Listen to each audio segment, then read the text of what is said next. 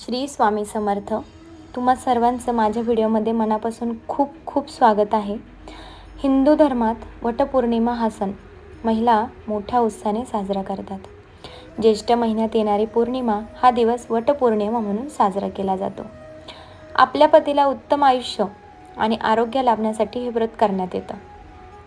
यात वडाच्या वृक्षाची पूजा केली जाते.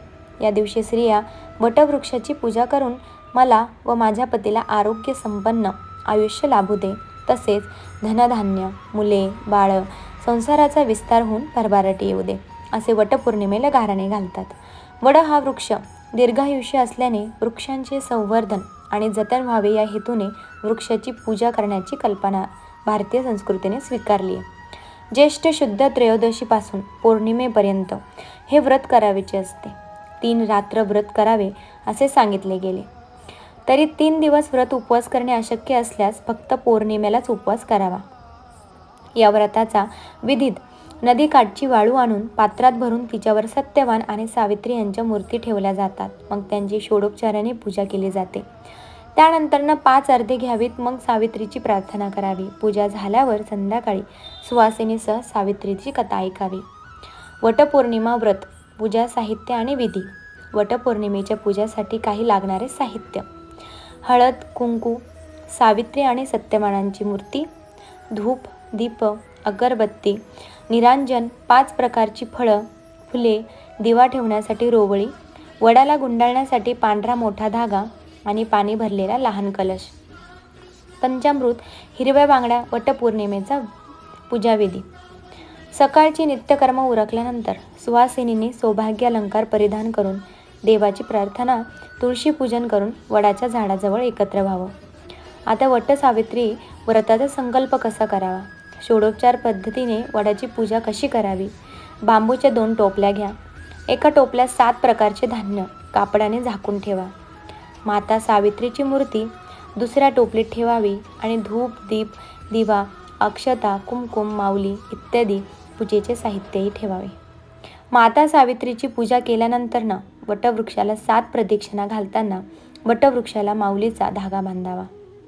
पंचामृत नैवेद्य म्हणून दाखवा. यानंतर ब्राह्मण किंवा गरजू व्यक्तीला श्रद्धेनुसार दान दक्षिणा द्यावी. पूजेनंतर महिला एकमेकींना आंब्याचे वाण देतात. या दिवशी विवाहित महिलांनी वटवृक्षाची पूजा करून कथा ऐकावी. सावित्री आणि सत्यवानाच्या नावाचा जप करावा. आता अशा प्रकारे मी तुम्हाला पूजा कशी करावी हे सांगितले. आता वटपौर्णिमेच्या विषयी पौराणिक कथा काय आहे, का आपण वटपौर्णिमा साजरी करतो, या संबंधित आपण आता माहिती बघूया. म्हणजे आपण कथा बघून घेऊया. अनेक वर्षापूर्वी भद्र देशात अश्वपती नावाचा राजा राज्य करीत होता. त्याला सावित्री नावाची कन्या होती. सावित्री अतिशय सुंदर, नम्र व गुणी मुलगी होती. सावित्री उपवर झाल्यावर राजाने तिलाच आपला पती निवडण्याची परवानगी दिली. सावित्रीने सत्यवान नावाच्या राजकुमाराची निवड केली. सत्यवान हा शाल्व राजाचा धूम्रसेन नावाच्या अंध राजाचा मुलगा होता. शत्रुकडून हरल्यामुळे आपल्या राणी व मुलासहित राजा जंगलात राहत होता. भगवान नारदाला सत्यवानाचे आयुष्य केवळ 1 वर्षाचेच असल्याचे माहीत असल्यामुळे त्यांनी त्याच्याशी लग्न करू नको असा सल्ला सावित्रीला दिला. पण सावित्रीने ते मान्य केले नाही. तिने सत्यवानाशी विवाह केला व जंगलात येऊन ती नवऱ्याबरोबर सासू सासऱ्याची सेवा करू लागली.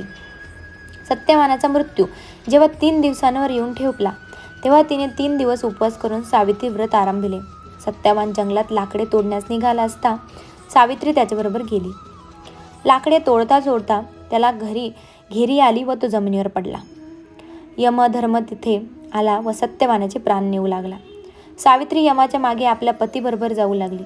यमाने अनेक वेळा सावित्रीस परत जाण्यास सांगितले, पण तिने साफ नाकारले व पतीबरोबर जाण्याचा हट्ट धरला. अखेर कंटाळून यमाने पती सोडून दिला व 3 वर मागण्यास सांगितलं. सावित्रीने सासू सासऱ्यांचे डोळे व राज्य परत मागितले. आपल्याला पुत्र व्हावा असं वर मागितलं. यमराजाने गफलतीने तथास्तु म्हणले. तेव्हा त्याला वचनबद्ध झाल्याची आठवण झाली व सत्यवानाचे प्राण परत करावे लागले. सत्यवानाचे प्राण सावित्रीने वडाच्या झाडाखालीच परत मिळवले. म्हणून ज्येष्ठ महिन्यात पौर्णिमेला स्त्रिया वडाच्या झाडाची पूजा करून उपवास करतात व वट सावित्री व्रत आचरतात. अशा प्रकारे आपण आज माहिती बघितली. तुम्हाला व्हिडिओ आवडला असेल तर नक्की लाईक करा, शेअर करा, सबस्क्राईब करा.